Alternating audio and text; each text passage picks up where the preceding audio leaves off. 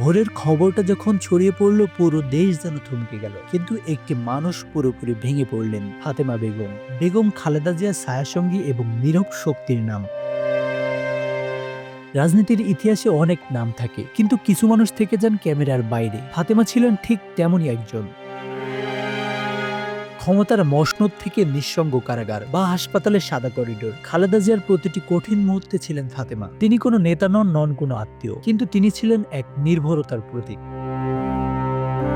রাজনীতির উত্তাল সময়ে যখন বন্ধুরা মুখ ফিরিয়ে নিয়েছে, ফাতেমা দাঁড়িয়েছিলেন নিঃসন্দেহে বিশ্বস্ততার এক বিরল নজির হয়ে। নিজের স্বামী, সংসার, সন্তান সবকিছুকে তুচ্ছ করে নিজের জীবন উৎসর্গ করেছেন খালেদা জিয়ার পাশে থাকার জন্য। ভোলার চরফ্যাশন থেকে উঠে আসা এই সাধারণ নারী ৯০-এর দশকের শেষের দিকে কাজ শুরু করেন খালেদা জিয়ার বাসভবনে। সেই দিন থেকে তিনি কেবল কর্মী নন, হয়ে ওঠেন পরিবারের একজন অবিচ্ছেদ্য অংশ হিসেবে। ফিরোজা চেয়ারপারসনের গুলশানের বাসভবন ফাতেমার দীর্ঘ বসবাসের ঠিকানা। ২০১৮ সালের ৮ই ফেব্রুয়ারি জিয়া অরফানেজ ট্রাস্ট মামলায় অসুস্থ শরীর আর নিঃসঙ্গতার ভারে সাজা হওয়া খালেদা জিয়া কারাগারে যান। একজন মানুষ আদালতের অনুমতি নিয়ে স্বেচ্ছায় কারাগারে ঢুকে পড়েন। তিনি কোনো অপরাধী নন, তবুও প্রিয় নেত্রীর সেবা করার জন্য বেছে নেন স্বেচ্ছায় কারাবাস।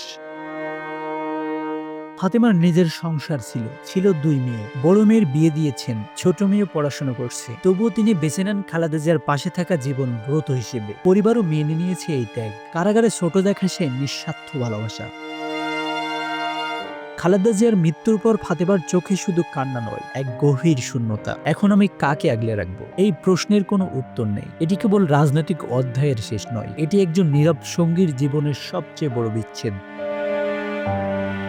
বাংলাদেশের ইতিহাসে খালেদা জিয়ার নাম লেখা থাকবে স্বর্ণাক্ষরে, কিন্তু সেই ইতিহাসের এক পদটিকায় লেখা থাকতে পারে ফাতেমা বেগমের নাম, যিনি প্রমাণ করেছেন পদবি বা রক্তের সম্পর্ক ছাড়া ভালোবাসা আর বিশ্বস্ততায় মানুষকে এক অনন্য উচ্চতায় নিয়ে যেতে পারে। Ashanur Rahman Mithu, Bangla affairs, news desk.